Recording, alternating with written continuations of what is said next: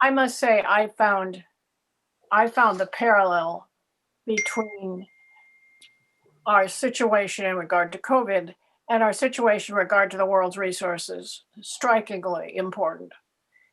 It's utterly reasonable that we use everything and that's how we got ourselves in this mess. I mean, if we knew how to restrain ourselves, we would have handled COVID better and we would have handled our food system better.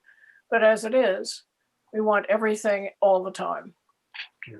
And I couldn't help thinking, Craig, as I looked at those pictures of yours, I went and got a statistic because I wanted to have it for tonight.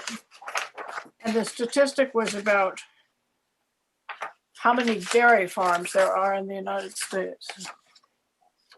In 2009, there were 2019 dairy farms. In 2009, there were 5,475 dairy farms.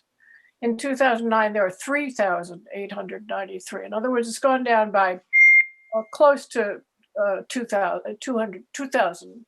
I mean, it's close. We're losing dairy farms so fast, it's hard to count them. So we have created this situation in which we are allowing, and actually organic dairy farmers are going out of business because the National Organic Program has been bought by industry. And the National Organic Program is now approving what amount to COVID in dairy farms in which the animals are never out on pasture at all. They're just totally enclosed, which is not allowable under the organic law. And we're growing the bulk of our berries in the country hydroponically, and our National Organic Program has allowed them to be labeled organic. And since the first thing in the organic law is about starting with improving your soil, it's hard to imagine how hydroponics can be called organic, but that's what's happening. Yeah, and Julie, talk a little bit about your background with the organics board and the organic law, and how you kind of come to that. Well, I was on the National Organic Standards Board for 2 or 3 years, which was a really, really interesting experience. Unfortunately, the National Organic Standards Board, the people who are supposed to be representing consumer and other interests are now, I mean, it's devolved. And I just was in on a conversation the other day with the real organic people. And it turns out that the National Organic Standards Board has just almost become ignored. I mean, it's just lost its clout and it isn't listened to. And the board originally told the organic program, the National Organic Program, they could not certify hydroponics, and they just did. So whether or not it's going to change under the new administration, which we can always hope for, but I have to tell you that it's so interesting because I go way back with organics. I mean, I started growing organically probably 40 years ago, and reading organic gardening and having all sorts of doubts about the Rodale people at the time who were a little off the cliff, but their way of gardening was important and was being done by a number of farmers in the US, many of whom were just selling into the regular market, but they wanted to grow that way. And the method was fine. And we were opposed by everyone. And I remember speaking at a conference in California where somebody from USDA had come to this organic conference. And I knew that they didn't know anything. The National Organic Law had just been passed that there was going to be a USDA regulated organic. And I knew they didn't know anything about it. I knew the USDA didn't know anything about organic. So I wondered what this guy would say. And what he made clear was that they kind of hoped to develop an organic program in which you would be able to have organic anything. I mean, if you had a blue cereal called Norman, we'd find a way to make it organic, right? So that we'd have everything. Everything would be organic. It was clear that that was the USDA's view of what would happen. And of course, what happened was organic became popular with the public. And the result is that the big guys wanted it. And so I'm now part of the Real Organic Project, which is trying to keep it honest. And we're hopeful, but it's very difficult. I mean, this is like a tsunami sweeping over us. Particularly the Driscoll's, the berries, the berry situation in hydroponics is just, it's all gone over. I mean, real organic blueberry farmers or raspberry farmers, strawberry farmers really don't have a chance. I mean, they're sort of outgunned by these huge operations, which are organic as a result of spraying glyphosate on the soil, covering it with plastic, putting tanks on it with the plants in them, and feeding them with liquid fertilizer that is, quote, organic. And they finally got them to not allow glyphosate within 3 years. But that's the best we've been able to do. I mean, it's shocking what's been happening. It's been totally torn down. And I wanted to say, by the way, when you said, I want to talk to that whole issue of food deserts. I mean, I've always had this very, very mixed feelings about moving your typical American supermarket into a slum, because the people who are buying from your typical American supermarket are eating, as according to the last, 60% ultra-processed foods, which have now been demonstrably shown to be related to obesity, to overeating, to diabetes, to everything. Ultra-processed foods, a term that was originated in Spain because nobody here would have ever touched it. No professor here would ever want to deal with that question. But the man who identified that there was foods, which you kind of know, onions and tomatoes and oranges. And then there's processed foods, which are things like bread and flour, which is grain that's been ground and so forth. And then there's ultra processed foods, which are basically don't start with foods. They start with food ingredients, refined, isolated soy meal, and they're designed to replace foods. And 60% of the American diet is now ultra-processed foods. That's astonishing.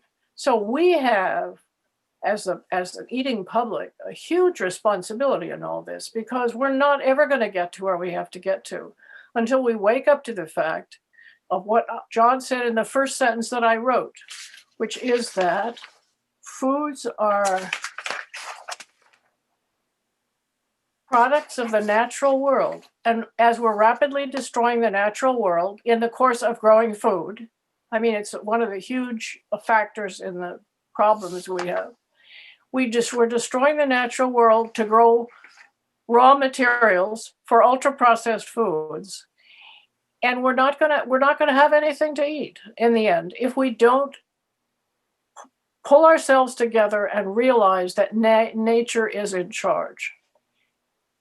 And I mean that about everything in our lives. If we do not realize that we have to fit ourselves back into nature, and it isn't just global warming, it isn't just climate disruption, it's the loss of soils, it's the poisoning of everything, it's the loss of bees, it's the loss of all kinds of wildlife, it's the loss of, it's that wonderful book somebody wrote called The Moth Snowstorm, about the fact that when we used to drive on country roads and you had to stop and wipe off the windshield and the headlights because it got stained with insects. That doesn't happen anymore. They aren't out there. They're gone.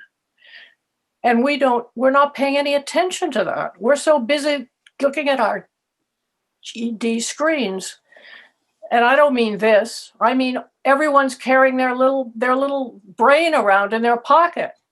And that's all they look at. I know, because I have very enlightened friends, and even they, I mean, I don't happen to have a cell phone, but it puts me in about 0% of the world's population, right?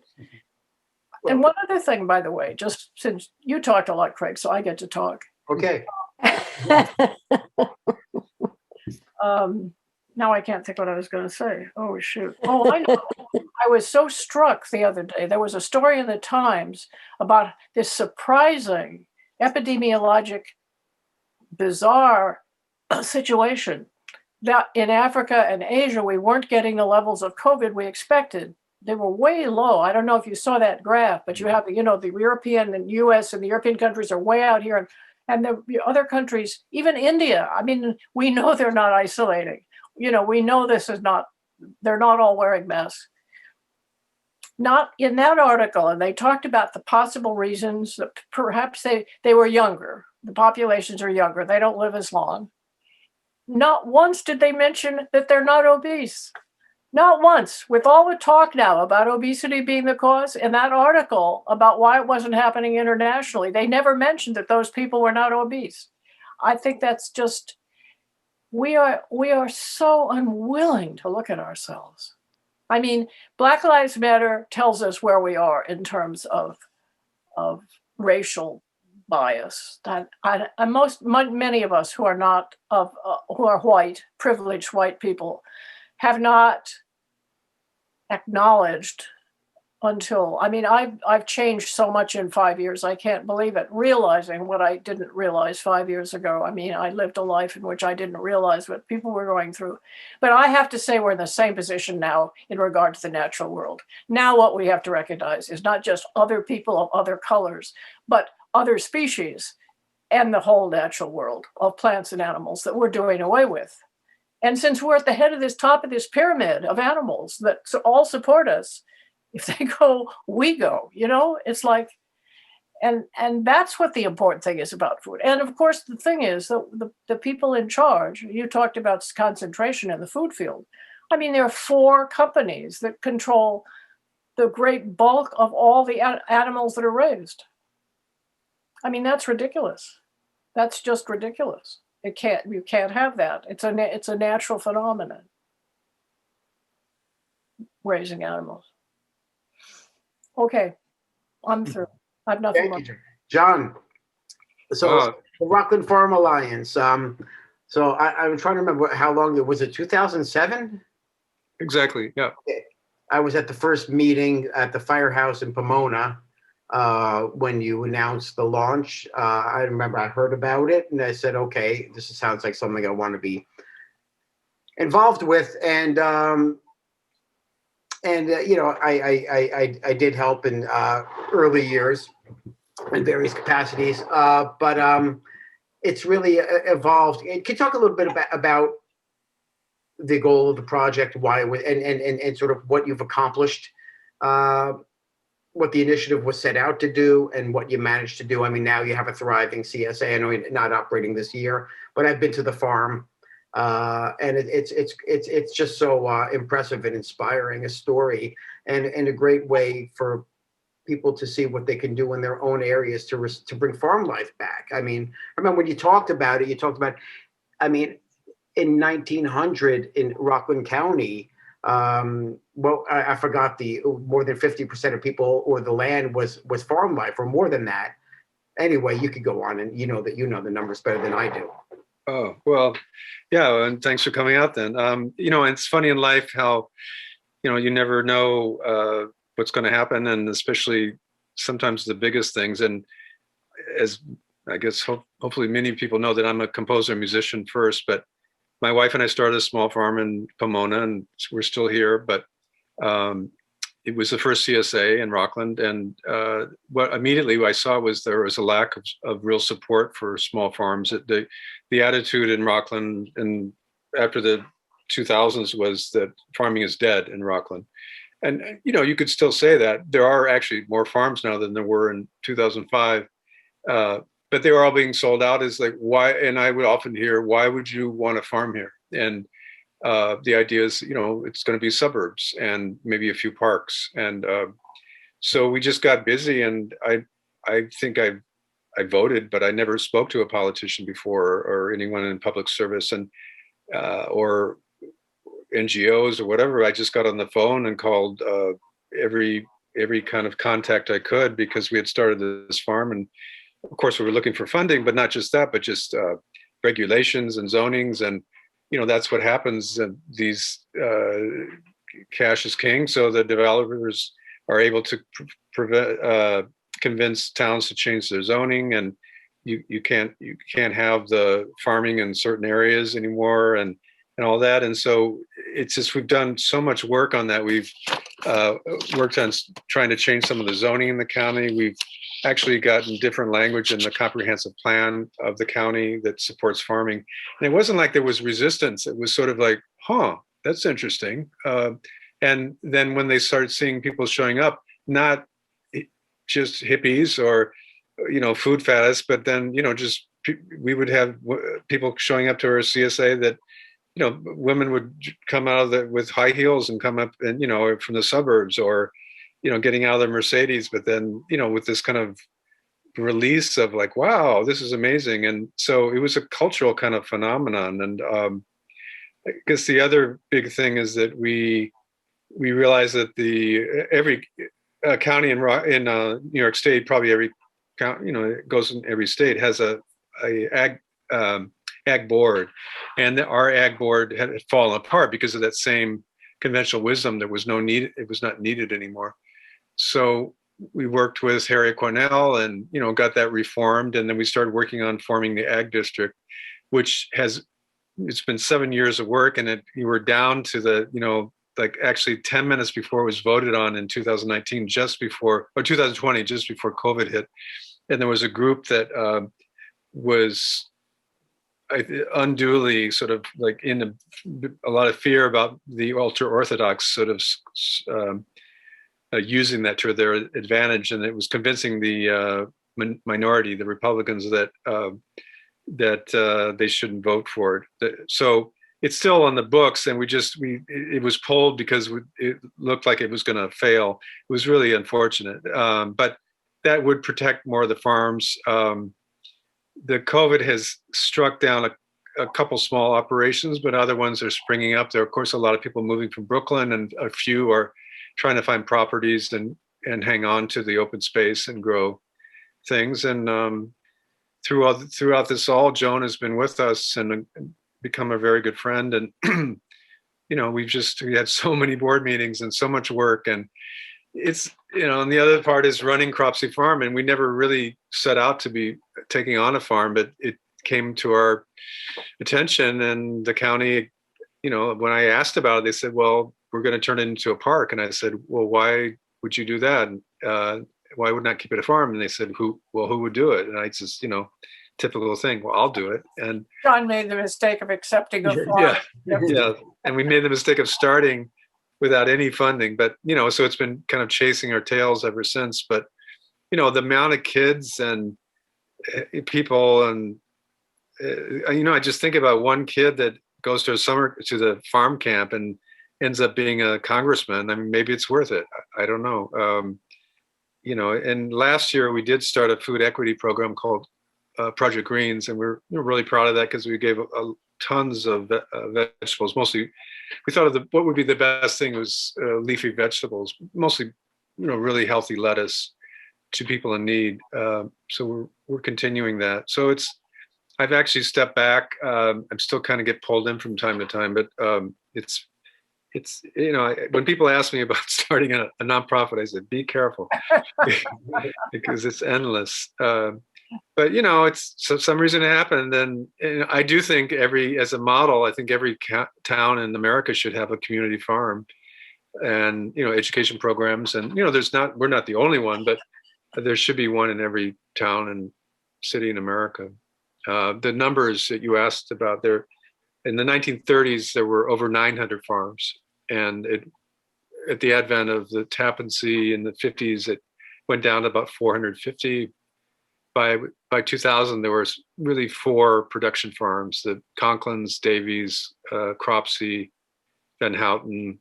There was a few other Van Ripers, a lot of old Dutch names. But I have an anecdote to tell that John has heard before, but when my husband was alive, this has to be 25 years ago because he's been dead a long time, but he was invited to a meeting and to talk about the future, planning the future for the future in Rockland County.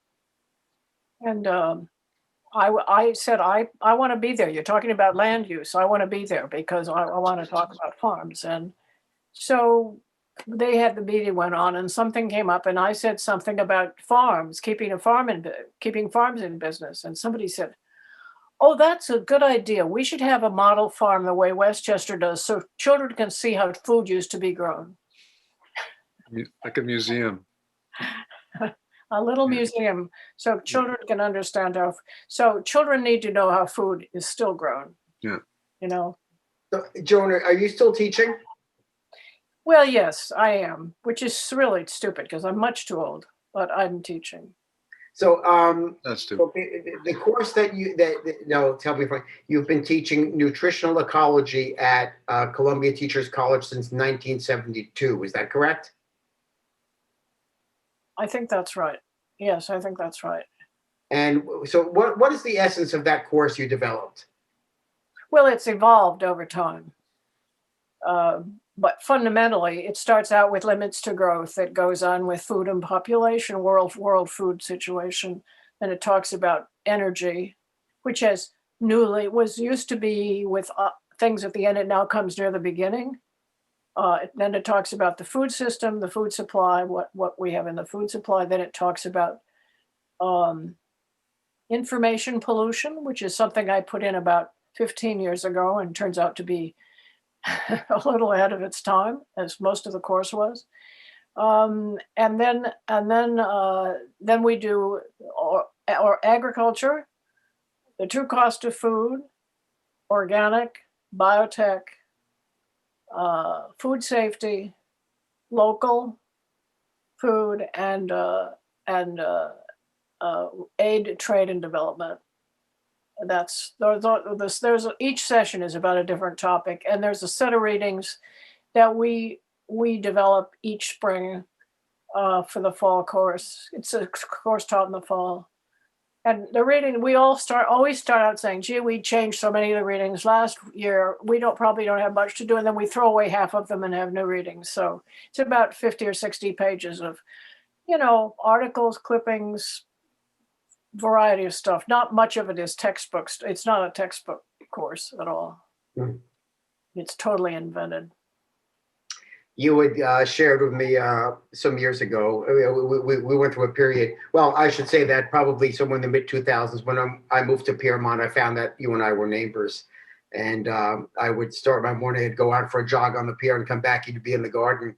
And it was so great because I always knew I was going to run into you. And I could, half the morning would be gone and we'd be kind of still talking. Those were great times. And you shared with me one of these anecdotes about cell phones then, about how your freshman class would come out and you would show them about growing potatoes in your backyard. I don't know if you remember that anecdote. It's interesting. They come out here for the organic session, and I usually save sweet potatoes for them to dig, and because I can leave them in the ground long enough. The session usually comes at the end of October, so it's late in the garden, and everything else is mostly gone. So they dig sweet potatoes, and one year I had them, and usually I cannot find anyone who knows how to put a shovel in the ground or a digging fork. So usually it's of one of the three guys. There's usually 40 people in the class, and there's like three guys. So one of the guys usually does it. Sometimes one of the women does it. Anyway, they put the fork in, and usually and when you lift a sweet potato plant, there's this whole clump of sweet potatoes hanging from it. It's really gorgeous. And they all go, oh, like that. Well, one year I had these students around and they were all busy photographing everything. Instead of being there, they were photographing everything on their phones. That's what everybody does now. Have you ever noticed people don't look at anything? They photograph it and look at it later, I guess. But anyway, so we put the fork in, we turned it up, and not a sound. And I said, what the hell is wrong with you? Who are you? I'm very frank with my students. I said, this is real. This is actual food. This is actual food. This is what you're supposed to be teaching about. This is how it's grown. You should be at least impressed by the fact that this is how it's grown. But because they don't know it. And everyone, I have to say, when they evaluate the class, their favorite class is always coming out here. because they do learn a lot. You know, they really, despite their effort not to learn anything from it, they do learn a lot. So Lisa, you want to kind of jump in here and sort of, over the years, the co-op and the Farm Alliance, I mean, we're all part of a shared community, Yeah. but kind of doing different things. But you want to kind of bring in and talk about the co-op and also talk about what's happening with some new. I mean, we're evolving at the co-op in really exciting ways. So actually, I'd like to start by going back to a point that Joan had made about just even the thought of bringing supermarkets into food deserts. And as a child in the Gravesend section of Brooklyn, shopping was very different then. There was one store that you would go to that was entirely produce. At the corner, there was the produce market, and that's all they had was produce. Then you'd go to the bakery, and you'd get your bread. And the grocer was actually a relatively small store with a handful of odds and ends, pasta and things like that. It was a very different experience than what's evolved. And just there still was real food available. It wasn't, there wasn't the attention on organic that there is now.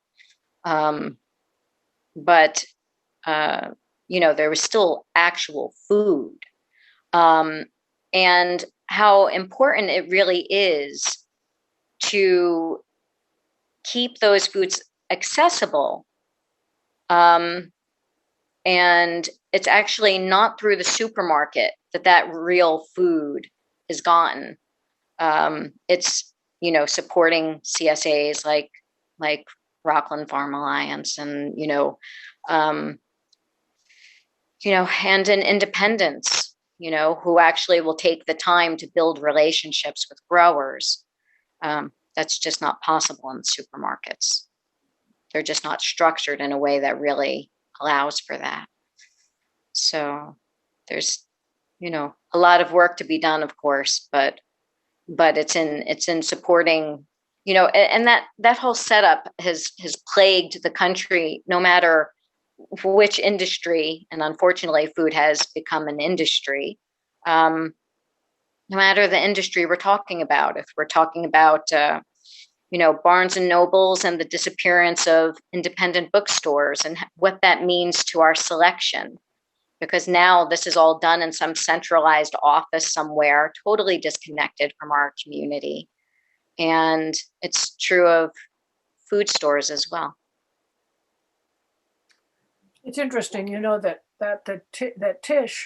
Lori Tisch subsidized food carts in the poor neighborhoods in Harlem, where push carts were selling fruits and vegetables, and they were often brought up that day from the South. So they really have had good produce in certain places, and that's much more likely to have excellent produce in the supermarket.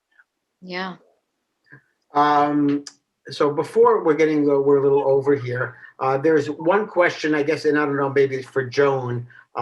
Maybe you have some insight on this. Somebody's asking, how is it that Bill Gates could own so much farmland in America, which I guess he's the biggest owner of farmland in America. Well, it's not hard to get farmland. You just buy out all the farmers who are going broke. That's one of the scary things, is that I can't remember the percentage. I didn't look it up, but a huge percentage of the farmland in the United States is going to change hands within the next, let's say, 10, 20 years, because the farmers are aging out.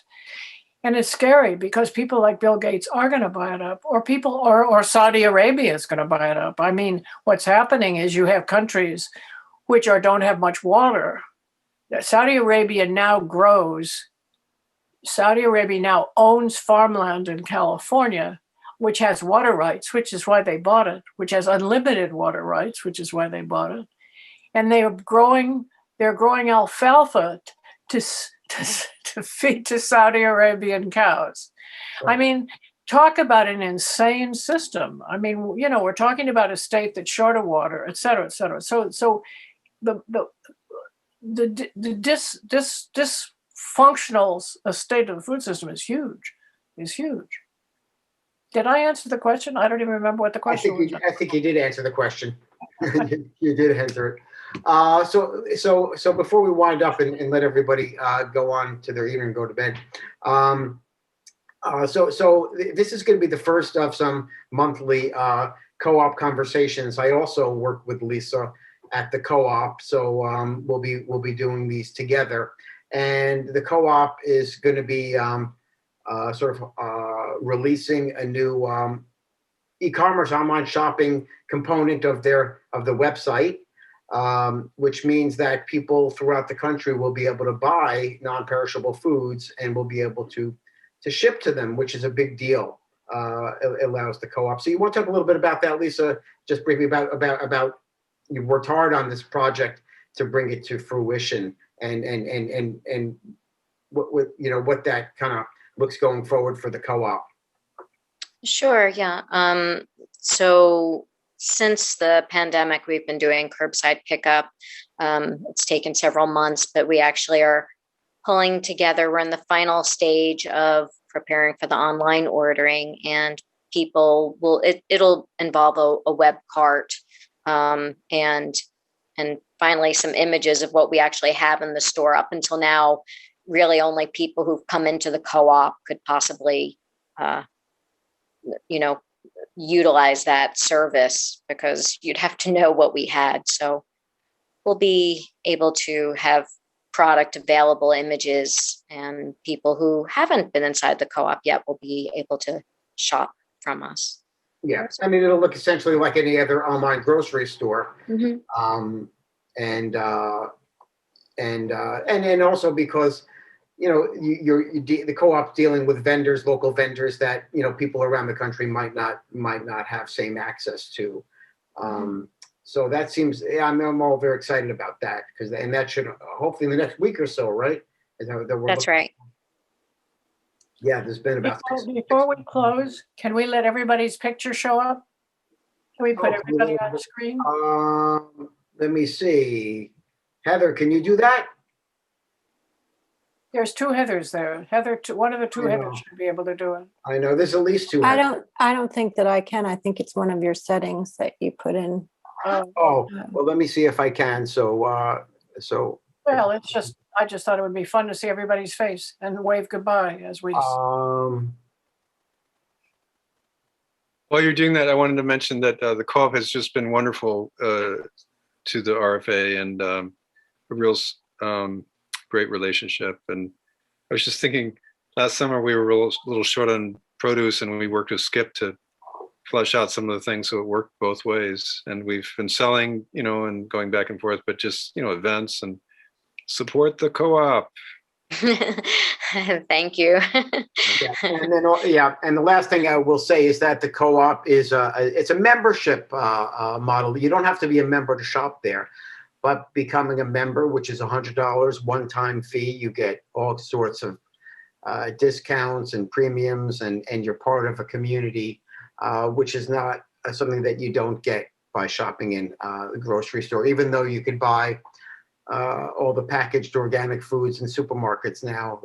The co-op actually has actual food that doesn't come in a box. Usually fresher. Hopefully from people we know as often as we can. I think that people can start their video. Oh, you can? Okay, if anybody wants to start their video, and everybody could say hi and wave, and we'll sign off and hello. Jude. Hey, hi. Jenny. Thanks everybody for coming on. I hope it was interesting and informative, and hopefully inspiring. Thank you so much, everyone, for taking the time to share all your knowledge and insights, and thank you for everyone who participated tonight. Thank you, and thank you. Shout out to my wife Heather for being the director, and also she's about to be ordained an Episcopal clergy person this weekend, so we're all very proud of her. Congratulations. All right. Good night, everybody. Hopefully we'll do this again soon. Good Bye-bye. night. Right. Bye. Thank you. Thank you.